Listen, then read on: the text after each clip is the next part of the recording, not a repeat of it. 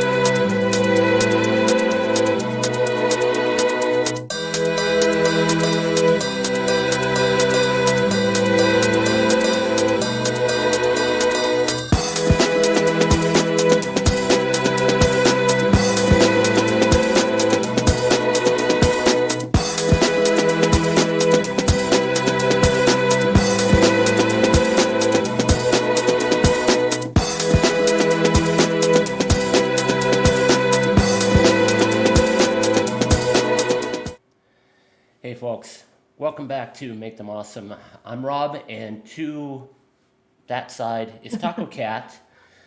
Hello. Yeah, we're kind of off cycle compared to our normal schedule. But there's reasons for that because somebody had to go to a convention. Don't forget Con Crunch. Con Crunch, yes. We didn't do any streams the week before ACON, and then Kirsten and Lauren had to go win a damn award. So we had fun at ACON. It was Yeah. hot. Not as hot as this week, luckily, though. Oh God! Would have right? melted at ACON if it was in the hundreds, like it's Oh. been this week. God, no kidding, right? Ugh. It was not good. Yeah.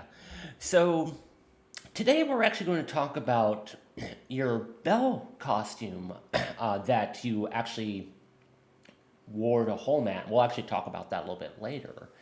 We're Now- saving that bit for the end. Yes. So now you and I had actually talked for like some time about you wanting to make a ball gown of some sort.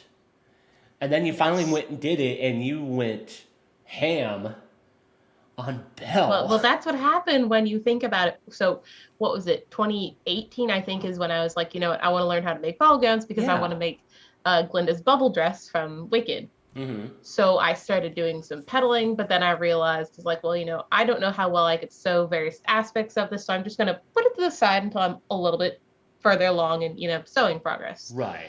Well, in 2020, when I was trapped in here for far too much time, we dove back into the ball gown pit. However, after making the cage, petticoat, and a corset, and more sequining, I realized I did not have enough of the fabric I chose to use. Only after sequining like a quarter of the dress. Oh, wait a minute. Yeah, Like I on think I remember pedals? you and I talking about that at one point. So yeah. it didn't have enough, and I was like, great. I can't find more. I looked, I bought a couple of swatches from various places. Couldn't find it. So eventually I will do Glinda. I'm just picking different fabrics this time that I'm going to buy plenty of in the beginning. Mhm. So which I've already found a sheer fabric I really like when I was in New York last time, or one of the last times. But anyways, so fast forward then to last year after staying in Japan. What was it? Was it like late September, or I was believe it already so, October? yeah. I don't know. Mhm. At some point, the UCC announced that they were doing an event at Whole Mat. And I don't know. I was like, no, I need to do a ball gown. And it's funny So- that it's a contest, you know, one that's not even local that pushed, Yeah. you know, that was like one of the reasons. But Well, because I was already thinking about Whole Mat. My friends were thoroughly trying to convince me. yeah. And I was at that point pretty close to just saying yes. And then they did that. And my friends were like, you know what, screw it. You should apply and you should go. So they kind of like lumped it all together to try to like make me like go the final like 5% of saying yes. So but it was worth it. We had fun. Why exactly Belle is a character choice? That's a good one. I don't know. I kind of thought through like different characters I liked that had ball gowns because I knew I wanted to make a big ball gown. I was like, you know what? Right. I've started. I have the cage, the petticoat. What am I going to throw on top? And I kind of decided on Belle because I was not very happy with like the live action version. I thought it was underwhelming, especially compared to like the 2015 Cinderella live action. Okay. So I was like, I want to make a fancier Belle than that. And I don't know. I was tempted by the idea of trying to do better than the live action did because, like I said, it wasn't very Belle and not extra enough in my opinion. Not extra enough. That's always a good motivator, most right? of it in the film was like CG anyways, because her dress wasn't as like flowy in person as it is in the film. So they CG'd it to make it fuller and yeah. So yeah, it was lame. Not real. Yeah, lame. But you put this together, and let's actually talk through all the various pieces and the steps that you had to take to do so. So, fuck, I forgot to adjust your window here, but oh well. You're small. It doesn't matter. Oh, yeah, I am like tiny in the window. Yeah. So, here is the cage and petticoat that you put together. Yes, so this was stuff that happened in 2020 when, again, trapped in here. Not necessarily here exactly, but you get what I mean. We weren't supposed to go out and do stuff, so I spent too much time sitting at that table. So for the cage, based on recommendations from friends as well as research, I opted for using one of the truly Victorian patterns. And this one in particular is the walking cage, not the round cage, because the round cage is more like kind of A-line shape, while the walking cage is more of a bell shape. Right. So subtle difference in the cage shape. And then I have a 4-tiered 7-layer gargantuan petticoat, and I actually didn't really have much petticoat making experience before this. Yeah. Like it was my first time using a gathering foot, and when I first used it and it made all that noise, I was like, oh god, am I breaking my sewing machine? So that was fun. I'd say you're not the first it did not person, break though. Yeah, I was gonna say you're not the first person to mention that particular sound. When you don't expect that sound and you hear all the clanking, you're just kind of like, so it's is this what it's supposed to do? So how many yards of material did you use for the petticoat? In all, that petticoat took right around / at 56 yards of fabric. Christ. And I used 60-inch wide crystal organza. I bought it in bulk online. One was like a 25-yard bolt, and then the other was like 40 yards or something like that. They were really large. I got them on eBay. They'd cut down the cost a lot. Right. And then as far as the planning for those, it is the 2, 4, 6, 12. So the very top part that's not a very long tier, because I've made all of them like 12 or 13 inches to begin with. And then after I had them all done and on my dress form, I adjusted where they sat because I wanted the bottoms to be like level. But if you have them all, like say the top tier 6 inches, well, the issue with that is as you go up in layer, you are increasing the arc length. Sorry for the math terms here, but you're increasing the length that it takes to go down to the floor. Yeah. So you would actually have a slant going from layer 1 all the way to 7. And I didn't really like that, so I just adjusted the length so that it was fairly flat going from 1 to 7 at the bottom. Okay. All right, so let's move on here. Yeah, lots and lots of fabric. Luckily, you can tear it, though. Yeah. So, snipping. And serging. So much serging. So, this was the start of the corset. Yes. So, actually, where did I put it? Huh. It's on the other side. I'm going to grab it real quick. Okay. Yay for wireless headphones, right? I know, right? Having this in the way. So for this one, which I should have probably given you a photo of the pattern, but oh well, it is the 1860s red threaded gourd corset. Okay. So this was the second corset pattern I decided to test because testing corset patterns is fun, in my opinion. Which it is right here. And some of the things I did prior to starting to sew it was a mock-up to determine how I had to change it to better fit me, which mostly was lengthening. So I think I added maybe like an inch along, like in the middle, and then I lengthened at the top and the bottom a hair as well. Okay. I also made some changes to the construction methods of the pattern because it is meant to be like a single layer corset done with just like coutil. I mean, you could flatline it with the fashion fabric and call that a single layer, but I wanted it to be more finished and very sturdy. So mine is fully lined, as you can tell, and there is coutil in the center, and then it has the cotton lining. I also added more boning channels to help distribute weight around. So more than there, I did, what did I do? I did 2 per every seam. Yeah, so each seam has 1 on each side. And then there's some extras in some of the wide panels, especially the ones that are at the side here, just to make sure that weight isn't sitting weird. Okay. So, and then did you have any more about this particular photo, or? Yeah, well, none of that was actually at this photo. Well, I was gonna say, yeah, because it's Yeah, well, I'll get on topic. Don't worry. okay. So here, oh wait, no, you flipped it. Okay, did you flip it back? Yeah. Because I'm looking at the stream. Oh. I want the one with the busk and like the inside of the corset. Yeah. Well, okay. Right now it's at the right thing, but I don't know now because the delay. It probably is delayed. It's a second image that it follows the order I sent you in the file. So. Okay. Go back to the first image. That was what I was saying. Oh. Well, now. Yeah. Okay. Cool. Sorry, technical difficulties when you're looking at the delayed version of the video. So here you can see that it does have a center front busk, and that helps so that you can basically put it on by yourself. It's easier if you have help, especially for lacing. But technically, you could put that on by yourself if it has a busk. Otherwise, you have to like weirdly slide up into it. But with this, you just put it around you and latch it and then tighten. The second image shows what it looks like after the busk portion was added to the rest of the corset. And you can also see I used a beige cotton coutil, so that's a very good strength layer fabric that people like to use for corsets. In the third image, you can see that I did put a twill waist tape in there, and you generally should put those in your corsets or even your bodices. Like, it's not a stretch to put them in there because your waist is where there's going to be the most tension on it.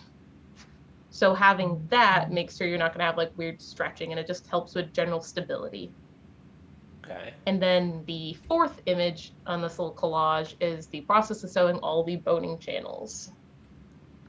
So my construction methods here were pretty much what they line out in the Laughing Moon Silverado / I don't remember the name of the other pattern because I only used Silverado. Okay.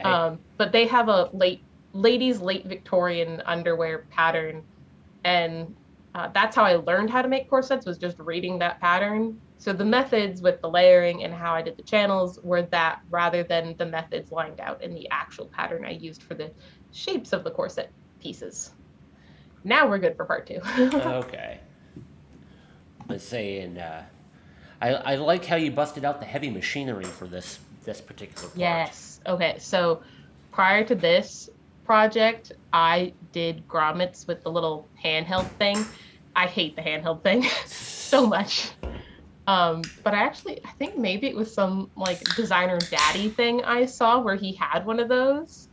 And I was like, that looks so much easier. I should buy one. And so like $50 later or something like that, I bought one. Well, that's not bad, yeah. No, it wasn't, especially with how nice it is for time saving.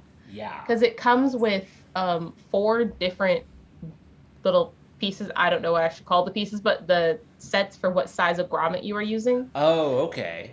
Yeah, those. So that's what is on the base, and then the top part that push the grommet down and like smush the metal so that it hooks into your fabric. Mm-hmm. Smushing's probably not the right term, but you know what I mean.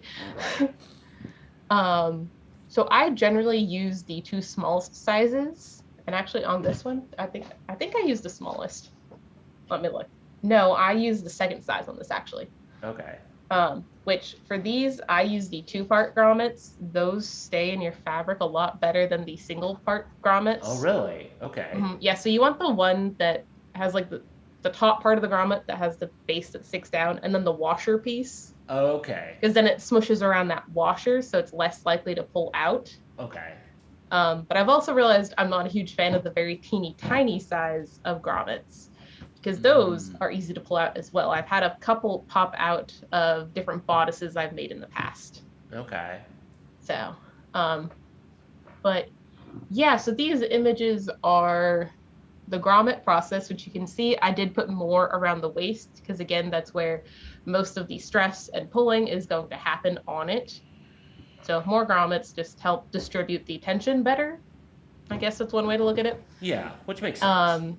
And then the top image there is the corset prior to any boning being added. And then in the bottom, I don't know if that was totally before all of the steel boning or just like in the middle of the steel boning, but I use spiral steel boning. There's something like, I don't know, maybe 18 per half. I know on the other pattern I use, it ends up being 18. I don't quite remember for this pattern. I use 2 pairs of pliers when putting the little tips on, because I don't buy the pre-cut ones. I mean, you can buy them pre-cut and they'll come with the tips, but I prefer just getting the large continuous roll and cutting it as I need it. Right. It's less planning involved. I don't have to measure out every channel ahead of time and then buy them in those particular lengths. Yeah. I can just have a pile of tips and then the roll of boning and go at it. Right. But yeah, 2 pliers. That way you can pinch down on the top and then the sides to smush it around it. Yeah, that took a while to kind of get that process right, because it's kind of weird. Yeah. All right, so let's move on here. Which also, if there are questions, just put them in the chat and I will answer. Until then, I'm just going to kind of keep blabbing. So, all right, yeah, so this one is going to be about the corset flossing. So when you put your bones in these channels, it can still slide up and down in those channels. So there's like some stitches are very decorative, some are less decorative, but either way, corset flossing is there to help hold the bone in that right position in the channel, so that it doesn't slide up, it doesn't slide down. Okay. So here I just use embroidery threads and just kind of made some X's. I don't know why I did X's. I did X's. And then here you can also see what the inside of the corset looks like. I accidentally shook my table and it like shook my screen. But what I realized with corset 1, which was actually that blue one with the cage and petticoat, it's very hard at times to keep your lining behaving when you're doing the top stitching process. It's very easy for it to slightly shift and you'll get weird puckers. Yeah. But this one, there was actually no weird puckering that happened in the process. I don't know if it's because I used more pins or not in the process of prepping for making the channels. I don't really know, because I don't know how many I used on the first one. But yeah, so lots of pins will help you keep it nice and smooth and pretty. And also, I really like the fabric I chose for the lining. It seems very suitable, because this is the corset that started the, hey, I should pick a lining that's like a fun little Easter egg, and now that's what I do. Yeah, you do. I mean, Sophie had hats, Aurora's gonna have her fairy godmothers, Ariel is going to have Flounder and Sebastian. Yeah. You know, it's fun. It's a fun little Easter egg. All right, and so the next image that should be coming up soon, hopefully, is going to be about the bias tape. Yep, it's the bias tape. All right. So for finishing the edges, I made a double fold bias tape. Normally, I would have used one of my bias tape makers and just folded that in half to do double fold bias tape, but I wanted it wider than my widest bias tape maker was. So yeah, that was not too fun. Like, luckily it wasn't too much of it to make, but it's still quite a while. They're pinning it to get it in half and then ironing and then pinning again to fold in the sides to make it double fold. And then what I do is I unfold and stitch down one of the ironing lines along the top of the corset, which is the third image here. And then you flip it over to the inside. So you could do it to where you don't have bias tape on the outside here if you folded it over more like this. But I thought it was nice to have the gold detail edge.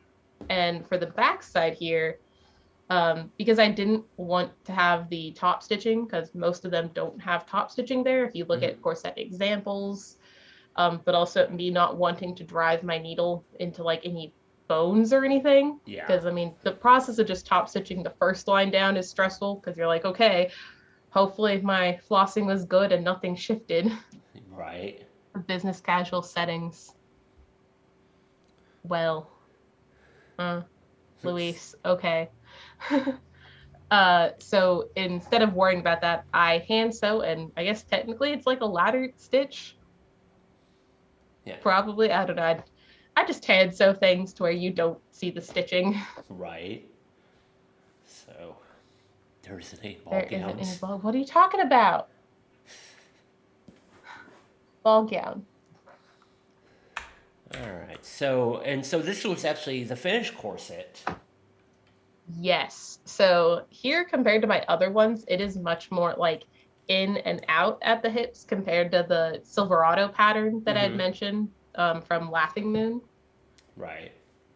But yeah, so that's how it ended up looking. So this was one that you and I we were going to talk about quite a bit. It was actually your fabric choices for the skirt.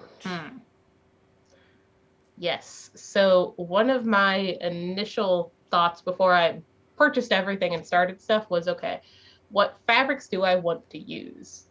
Because ball gowns take a whole bunch. Rob needs to be turned up a little bit. Fix your audio, Rob. Okay. I sat back a little bit, so that's probably why. Well, are we good, Luis? Probably. I just turned my mic gain up a little bit, so. Okay. Well, we don't want you to be too loud. Yeah. Continue.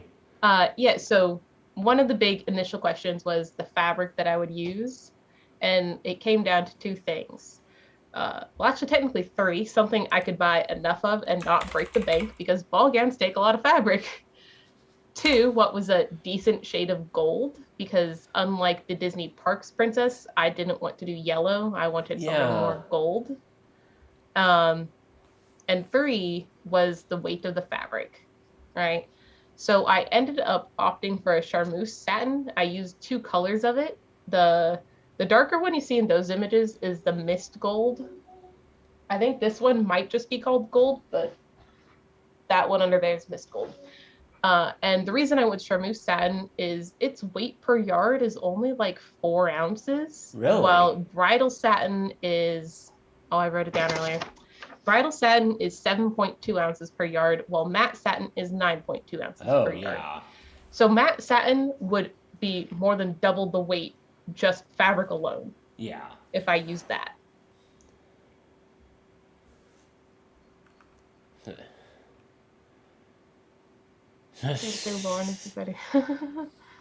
Wow. So other fabric choices. So we're going to backtrack a little bit to the design portion of this for why I have those two other fabrics here. I took a lot of my inspiration from the animated dress, the Parks dress, and I also looked at some of the different Broadway dresses. I didn't end up pulling too much from the Broadway because they're a little too extra, just a smidge.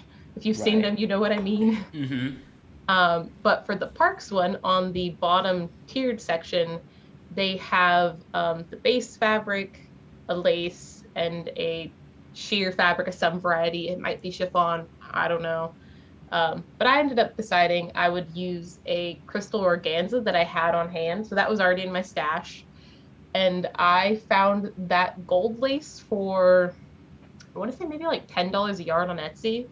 And I got 6 yards of it. I split it in half so that I would have a 12-yard segment. And same thing with the other two fabrics. I had a 12-yard segment that I, after hemming the organza and satin, stacked it all together and made a giant loop.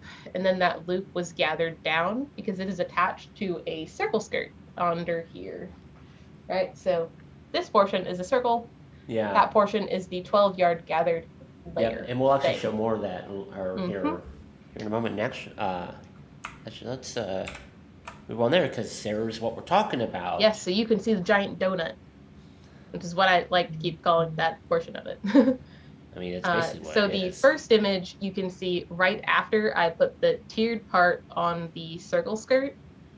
And then to help with the weight of it, because obviously having 36 yards of fabric is just a little bit heavy for your 4-ounce per yard charmeuse satin, I decided that it would be lined. And so I picked a second circle, smacked it on top, made a giant donut, flipped it right side out after serging, because again, trying to make sure that I had enough support that I wouldn't have any stitching pop because of a lot of fabric hanging from this, and gravity is a thing, unlike in anime.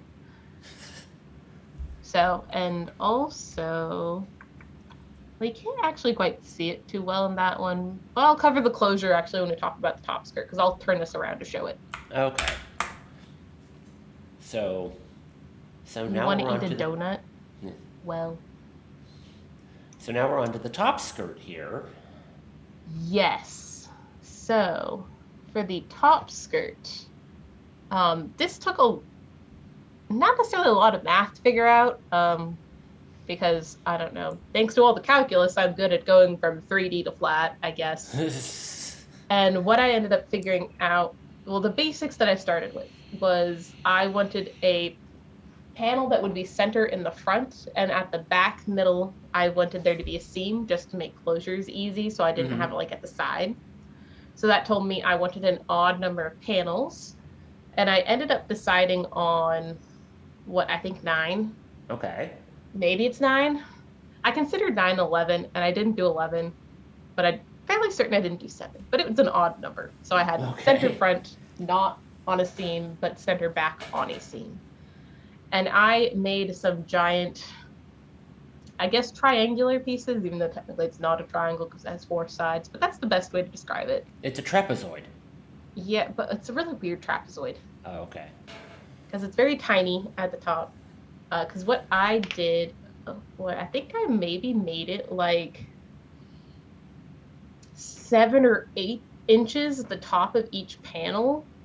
And then the bottom was quite a bit wider as well as long, because you can see in that first image, when it was not gathered, it touched the floor.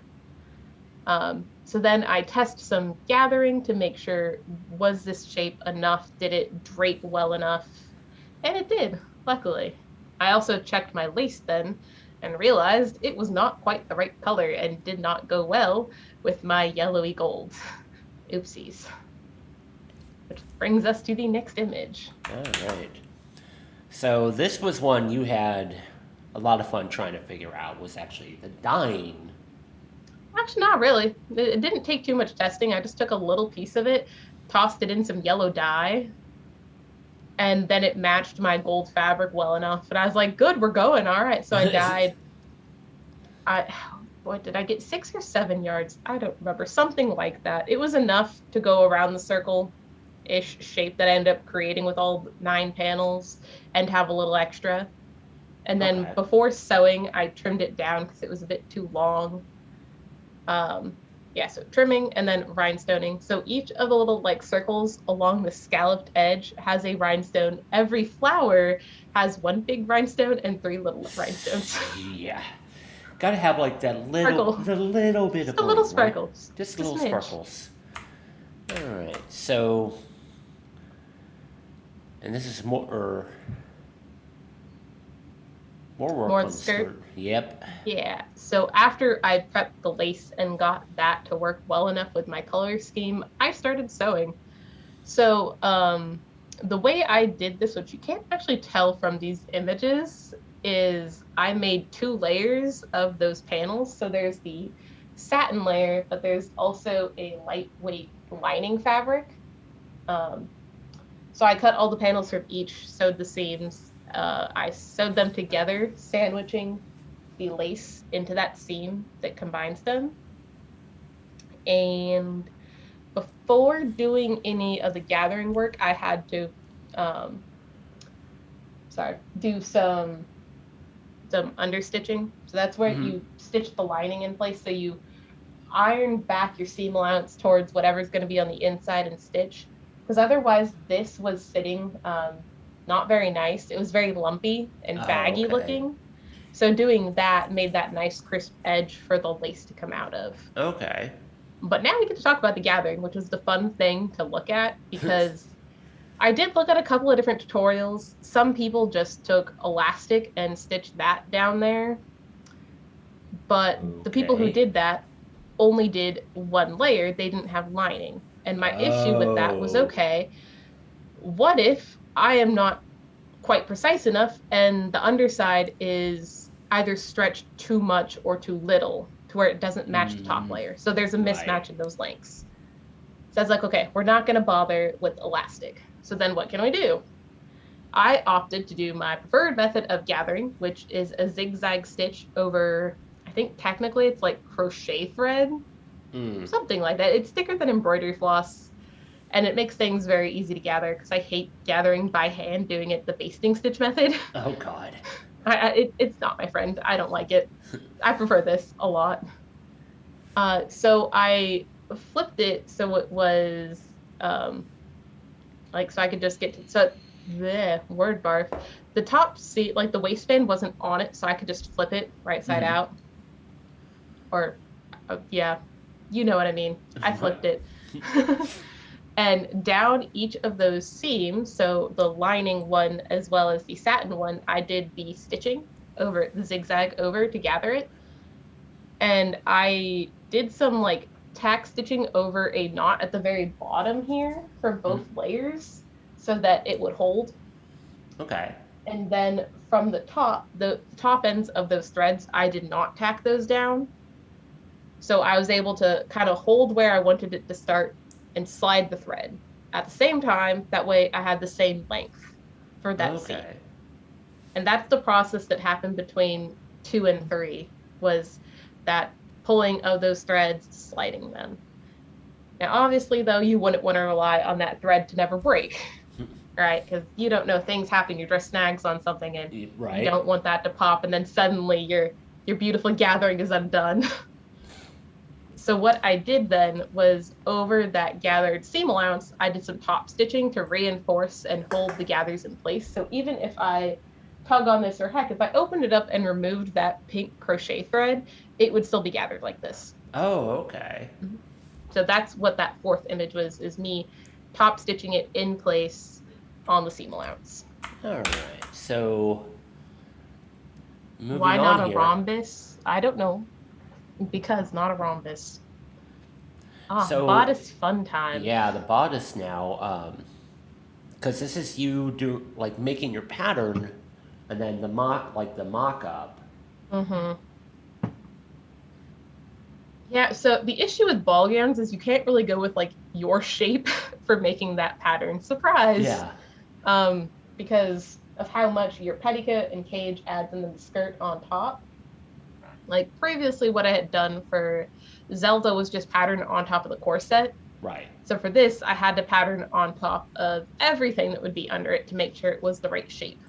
So I couldn't just do like the petticoat, cage, and corset because the skirts weigh the petticoat down and that changes the curvature. So I put it all on, had my mother help me with cling wrap and taping and drawing out roughly where I wanted my seams placed.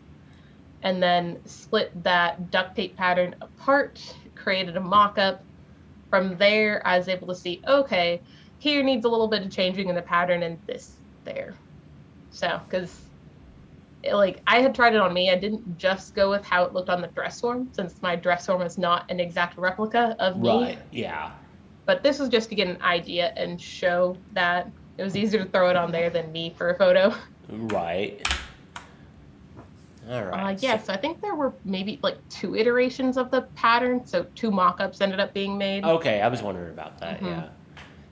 And once I was happy enough with the mock-ups and changing the seams to try to get it to fit well, I cut out some more charmeuse satin. I also decided I wanted a lace detailed panel thing in the front. Yeah. So you see the center front in the top image with the lace and the satin, and then the other pieces in there are this side piece to show the layers. So I have the satin, some coutil, and then the lining fabric. So I basted together the satin and coutil because, again, the benefit of this fabric for the skirt was it was very lightweight.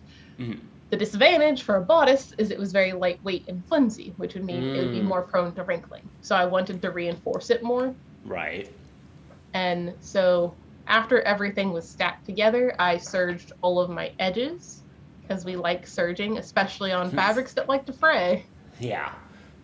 And then in the bottom, similar to how I did the corset with, well, actually, no, this is a different corset method, not the method I use. So I use the 2 layers and stitch through all of it with top stitching to make a channel. This is another method where you iron open your seam allowance and then top stitch those down. And you can also go ahead and add boning channels via your like bias tape. So all of my boning channels are on the lining. My channels are not on this satin layer because I decided I did not want that stitching. Okay. So yeah, I reinforced both layers, the satin and the lining. All right. So, did you want to move on, or? No, I just kind of guessed on the rough placement where I wanted all the bones to be. Okay. Just based on a couple of references I found. So yeah, then both layers of the corset were stacked together, and I did a little bit of top stitching. Well, no, correction. I finished the back side seams, and then I did some top stitching. So, yeah, I'm not going to bother spinning that around. I didn't finish the top seams by like flipping it inside out and sewing, and then shoving it out the right way. So like putting it right sides together and sew. Okay. I just put them right sides together to finish the back side seams. Backside seams? I don't know. Center back seams? Whatever you want to call them.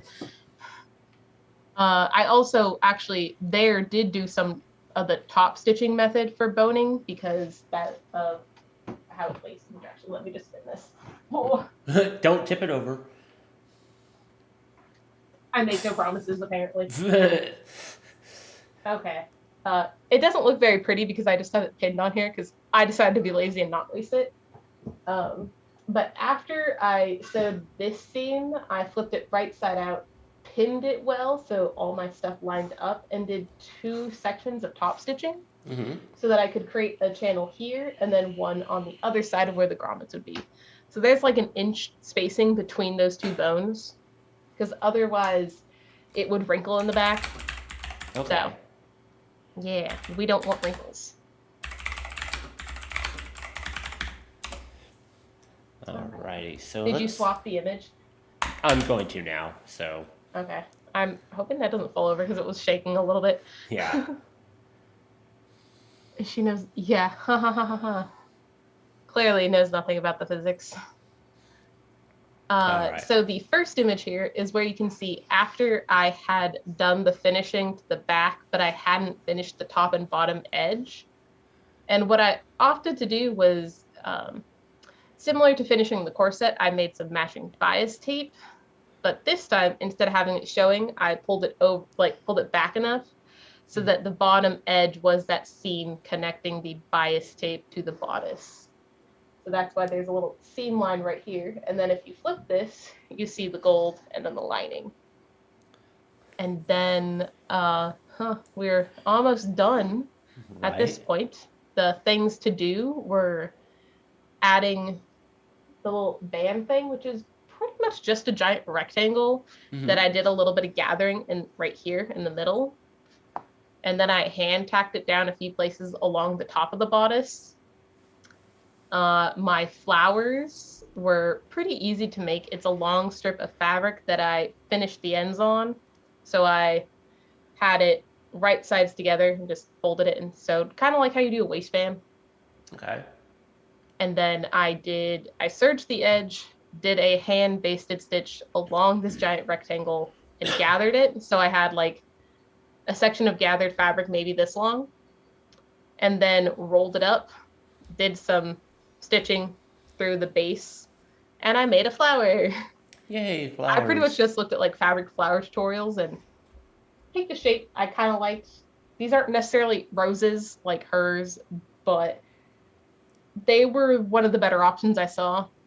Yeah, and I was going to say, and I think probably like, No audio, but physics is life. Yes, physics is life. Literally, it is. yeah, but We yeah, live in a going delicate world that depends on friction. right. But Anyways, yeah, I think that's like with the flower design you went with. I think it actually adds something a little bit more versus say like the roses idea. hmm I think it gives it a little bit different flavor, and I think that's appreciated. So yeah, and I know I wanted the flowers to match the fabric. I didn't want to do like uh, gold flowers that were like bought from a store, you yeah, know? I wanted it to match because matching shades of gold is very hard. So I figured I'd avoid that issue by just making flowers from my fabric. yeah. All right, so Yes, there always has to be Easter eggs. now let's actually talk about the wig for Belle. Yeah, so I didn't prep my wig to be in here because it's living in a pile somewhere. I started with a lace front Arta wig. Um, Teased the crap out of the front areas to make her little foofs, which is the second image there. Now, wig styling, it always looks horrible before it looks good. It's like always trust the process, right? Yeah, trust the process. It's gonna look awful till it's done. And then the curls in the wig were a little bit too loose for her hair, in my opinion. So I used some of the bendy, what are they, hot sticks maybe? I think they're called hot sticks. Either way, I used heated curlers Oh, and okay. a little bit of blow drying to set the curls. Because if you don't set it with heat, it's not going to stay well. And the heated Right. curlers, they do well for what's directly in contact, but sometimes if you wrap a lot, the outer layers don't get as much heat. Right. So Yeah, which using a makes sense. steamer or a blow dryer heats it up thoroughly. Okay. And then my little cheat for the bun was to use one of their curly ponytail clips. Because I just Hey. kind of took some of the hair and brought it together in the back with a little rubber band and then clipped on, and I put a little strip of fabric to cover it because she has a little, I don't know what to call it, but she has a little gold strip around the base of her bun. Yeah. So yeah, Well, I mean, hey, if using a clip works, just go for hmm it, right? it worked. It was a good way to fake it because like using one of their normal buns would have looked kind of weird. Yeah. And she also has like hair coming out from the bun. Right. So the easiest way to do that was to curly clip, but also add a little ponytail so that it looks like it goes in and then out. All right. Yeah, I styled that the night before my video. Good lord. Procrastination. Yay. So actually, let's look at some of the finished images that. Yeah, I was gonna say your camera moved. I just noticed. Yeah, that. I accidentally hit a cable with my foot. I'm sorry. Let me fix this. Good job. Professional as Oh. always, Kirsten. Yeah. So these were actually some of the finished images that AlphonseMedia actually took of you. And this was what, a park in Dallas somewhere? Yeah, this park was. It wasn't like in Dallas, it was somewhere north of Dallas slightly, so like one of the suburbs of Dallas, I guess is what you could call it. Of Which, which there's I many, forgot yeah. to mention. I tried to make gloves out of this material, like cut on the bias so that it would have some stretch, but they really didn't want to behave. This fabric is not glove friendly at all. Oh, okay. So I ended up buying gloves on Amazon last minute, and they actually ended up matching the shade of gold quite well. Wow. Okay, Yeah. I didn't know that actually. I thought I told you because I was like, oh my gosh, because I made 3 glove mock-ups and they still weren't fitting right. Because it was either too big and weird or it was too small and couldn't fit properly on my hand. And gloves are hard. Yeah, I much prefer that's like a using very 4-way stretch for gloves, not this Yeah. stuff. So then we've got there's a good shot of the full dress with you in it. Yes. And then I like the fact that you guys used the bridge for not only like photos but also in the video. I think it actually. Oh, definitely adds actually, I something. just realized I forgot to mention something important for the skirt planning process, because I put them here. So we're gonna swirl real quick. Okay.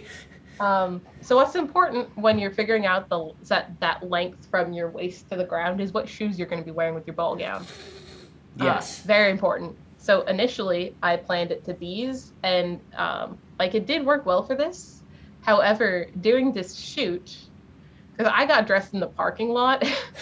I probably should have tied my cage a little bit tighter, so it ended up sliding down some. Um, so what I ended up doing, I also realized if I wanted to change shoes when I was wearing this at home at, while the strap was nice for me walking in them, if say partway through I wanted to change to my running shoes, the strap then made it difficult to change to my running shoes. Right? Oh, okay. So I swapped to these shoes, which do not have a strap, but they still have a nice chunky heel. And for these, they are a little bit taller, but it was Yeah, I noticed okay that. because I could just let the cage sit slightly lower on my waist. But you would have a problem if you did the reverse. If you patterned it to sit here and then went to these, you'd have to hope that you could hold it up high enough to keep it from dragging on the ground. Yeah. So pick your shoes early in the ball gown process. Yes, very. So, and one other important thing, one other important design decision about Belle, she has pockets. Because we like pockets. I should have put something in my pockets to pull out of. Yeah, you should have. So, yeah. And actually, so how long did it take you to make this? Because you started in late September. You went, you got the video and the photos done for a contest. The deadline was what, like November 5th or something like that? So, it was more than a month in advance to give the judges plenty of time to judge, since UCC had something like, 16 judges or something like that? They have a ridiculously large panel of judges of awesome people, which is one of the reasons why I wanted to enter this contest. Because even if I wasn't a finalist, I could be like, I've had really cool people look at my work. Yeah. So this is not including making the cage and the petticoat, but I spent like 44 or 45 days doing the skirts, corset, bodice, and wig. Okay. It was, I guess, in the realm of a speed build. Oops. I always tell myself I'm not going to make myself do speed builds, but this last year has been far too many speed builds. And then you somehow pull them off, like... I don't know. There's I probably apparently something don't to be like said. sanity. So I was going to say, there's something to be said for that, whatever it is, I don't know. So, actually... a good time is a few months. So, since we are talking about the UCC contest at Hallmat, you actually got the Famori Cutlery Award. Yes. And you were one of 5 finalists in needlework. Yeah, so what they ended up doing for the structure is they had 3 categories that you could enter. There's needlework, out of this world, and armor. So your out of this world is kind of like a bundle of everything. If you don't quite fit into needlework or you don't quite fit into armor, you're there. Because there's a lot of cool stuff there, but some of it wasn't necessarily like your normal out of this world. Like some people think just like giant Reinhardt armor is out of this world because it's huge, right? But out of this world could also be, well, you had a good amount of armor and sewing and whatever else. Whatever design decisions might have like really would have pushed the envelope. So it could be that giant Reinhardt, or it could be something smaller, but it's a combination of skills. So you didn't quite fit into the other categories. And each of the categories had 5 finalists. So there are 15 of us in all, which it was really cool. Usually contests are a lot larger, which it's fun, but it can also sometimes make things chaotic backstage when there's so many people to be wrangled, right? Yeah, and that's actually, like, that's something you and I have actually discussed quite a bit, is one really good thing about the way UCC does it. It actually, in a weird way, kind of makes more sense to a point. Like, it's a structure that doesn't work for every contest, because like I said, I had to have my build book and video turned in, as well as photos, like I said, November 5th or something, so more than a month in advance. So for a normal contest, I don't know about you guys, but I'm typically crunching to like the day before. So you wouldn't be able to have that time built in without thoroughly planning ahead. Right. Another awesome thing they did was the pre-judging was all done ahead of time, so I didn't actually have to spend any of my convention time in pre-judging. Thank God. Because we all know that takes a while. in a Well, lot of especially with the places. number of judges they had, not all of them could actually be there. Some of them were in other countries. Yeah. But with it being online ahead of time judging, they Mm-hmm. could still have someone in Australia judge if they wanted to have someone in Australia judge. Yeah. And that was actually one thing I was going to ask. With you being or you actually having your work looked at by judges who have produced work that is such amazing quality. I mean, Evil Ted, Yaya Han. I forget because there were so many damn Yeah, judges. there was a lot of really cool people on that Yeah, judging list. yeah, and I mean, especially when like Yaya, because I watched the video and she stopped and like started talking about the details. And I was like, if you got her attention, you probably did something well, okay? hmm Yeah, it So, was just overall very fun and like because backstage beforehand, like we're all kind of gathered mhm, and like sure you kind of have like a small grouping because like all of us in froofy sewing work pieces or yeah, sitting there just like huh, I don't want to stand in all my frills, but you also had like the armor people roaming about and chatting and everyone was really really really nice and it was yeah, very cool to talk to people who made these amazing builds and it was a yeah, very great green room experience. yeah, because they're people you can learn from. Mm-hmm. That's a Mm-hmm. lot of it. And especially like because I saw the contest and like all the work that went in. It's like, no, you can learn a lot from these Oh yeah, well people. like backstage it was kind of like, oh, this is really cool. Oh, you did that for that? Okay, no, I'm gonna have to make a note of this so I look into this thing later. Right, right. So So, lots of cool things to look at. yeah, no kidding. So, so one question I would ask here, now that you've actually put Belle together, is there anything you would change? That is a very good question. So sewing wise, maybe a little bit of the patterning on this because I Okay. realized the bodice, like on here, it's actually doing it slightly where there's a few little bit of wrinkles here. So the way I patterned it, it's obviously dependent on how the corset is done, right? So whether Right. it's this tight or this tight. So, which I don't know a good way around that. It might just be figuring out being more consistent in the lacing process. Mm-hmm. But if you lace it slightly different than how you patterned it, you can get some subtle wrinkles there. So that just kind of Uh, bothered me. And you could even ask Wig. I was just kind of like, twitch, twitch. There's wrinkles in the bodice because I have it like laced slightly different compared to when I patterned it.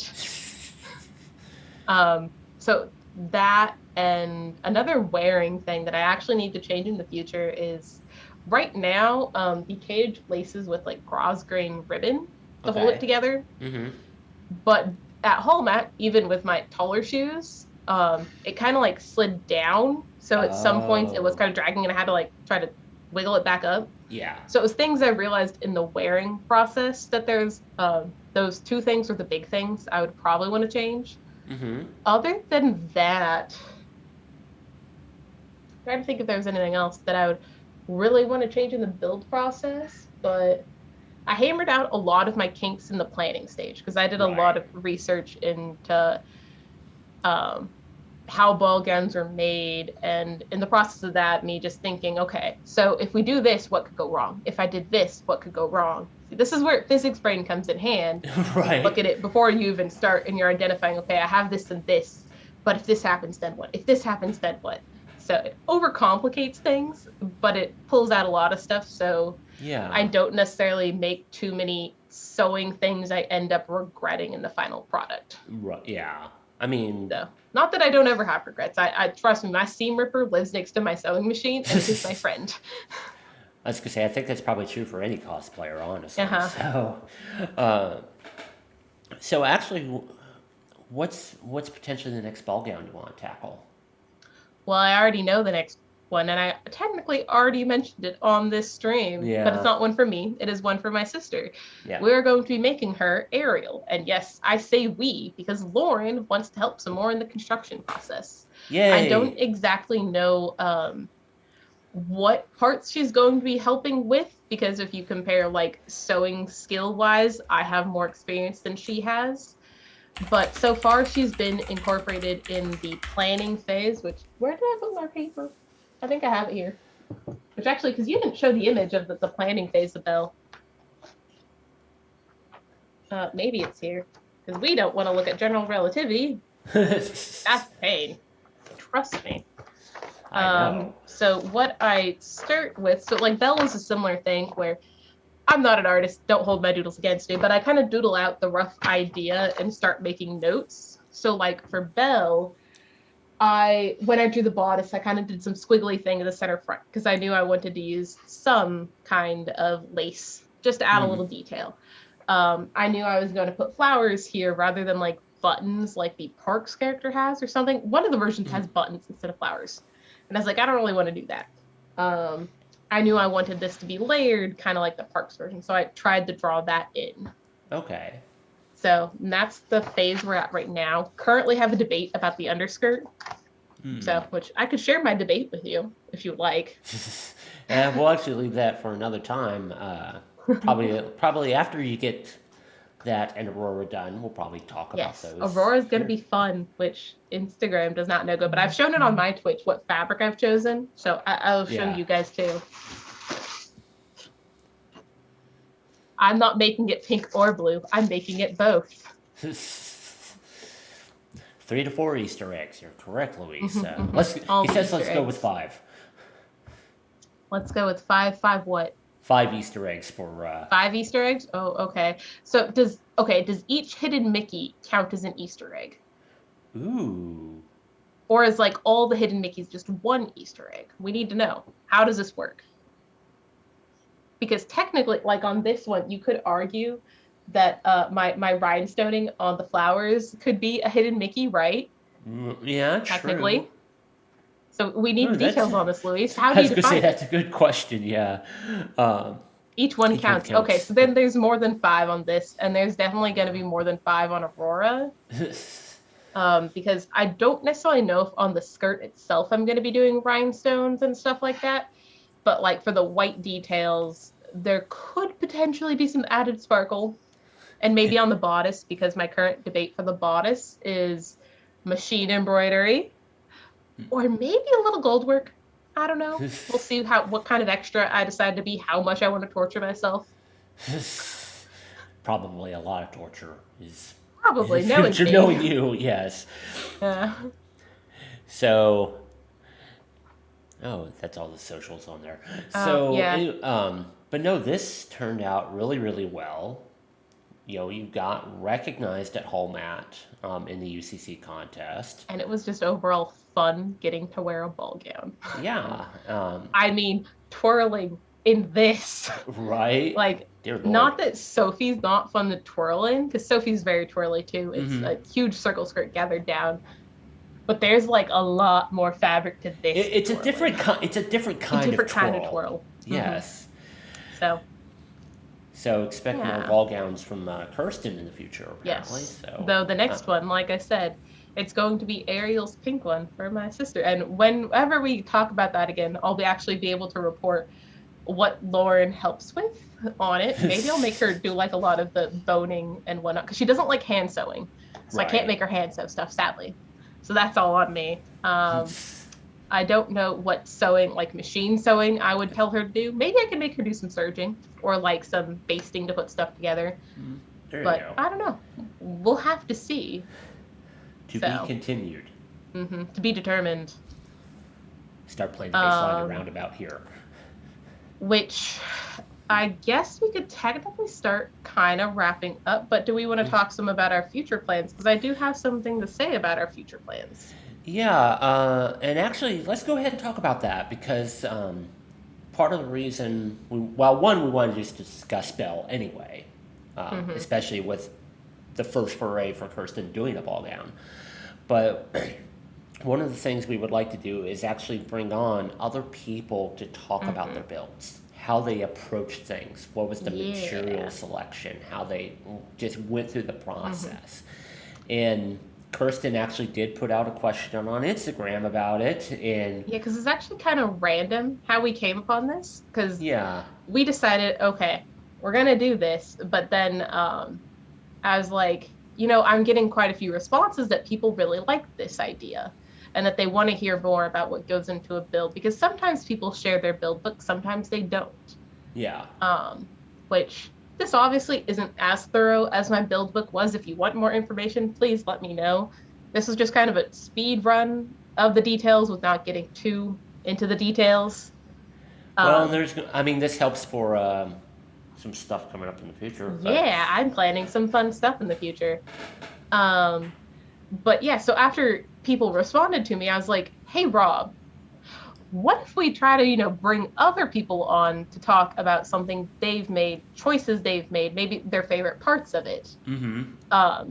And they could kind of like how we briefly talked about UCC, they could obviously tie in whatever story with it. We didn't go too much into storyland today, but maybe we'll save that for another time. Yeah. So we thought it would be fun to hear about the build process, but also like maybe why this costume's important. What did they enjoy doing in the costume? Yeah, and we're all about bringing in, other subject matter experts anyway. And, everybody can learn anything from these people. So this does afford an opportunity, not only to learn from people, but also kind of potentially expose them to people who may not know they're doing all this good work. So, well, and like with some things, like Aurora, for example, even though it's not done yet, I've done some stuff. Things you won't necessarily know about it from a glance is going to be like the corsetry, but also the fact that like I've been 3D designing the crown and necklace myself. Yep. Right. So most people, you'd probably see this finished product and assume I bought it. But there was a lot that went into figuring out how the heck to design a crown because I've sort of never like designed something with details and curvature like that. That's supposed to sit on your head. Yeah. Yeah. So it'd be kind of like the things like that, like some of the more hidden details that people might not necessarily know that you want to feature. Yeah. Right. And also hearing people talk about stuff they make is really fun. Yeah. So that's something we're definitely looking forward to. So you'll definitely have that to look towards in the future. So, Kirsten, any last words from you? I mean, we actually kind of got through this a lot faster than I expected us to. Yeah, well, I told myself I wasn't gonna move it too much. Yeah. So, like I said, I think you're in a good standing for, like I said, future plans. So. Yeah. If there was things you end up liking or not liking about this presentation, please let us know so we can kind of figure out how we want to do it in the future because this was a little bit of a last minute idea and not too much prep other than making some collages. Yeah. So we definitely want to hear some feedback. If you like the information, if squeezing it all into an hour is too small, let us know. If you want it to go into more detail, let us know. Yes, and this will definitely be going up to YouTube because there is stuff people can learn from today's discussion. And for feedback, there. I'm sorry, not liking Rob is not feedback, Luis. It's not constructive feedback. That's we want constructive feedback, please. For feedback, you can go to probably the Make Them Awesome website has Rob's email. You can also shoot Make Them Awesome a message on Instagram, Facebook, I guess Twitter, or you can shoot probably not. Yeah, I was gonna say probably not Twitter. I barely pay attention. Instagram or email is probably best. Yes. Okay. For me, you can get me as Tacocat_cosplay on Instagram and Twitter, or if you just probably search Tacocat Cosplay, I should come up. I think my profile picture on Twitter and Instagram is actually Belle. If there's feedback, you can reach out to us, let us know. That way we can plan for the future for ones we do, but also provide some guidance to people we bring on for what people have said works and doesn't work.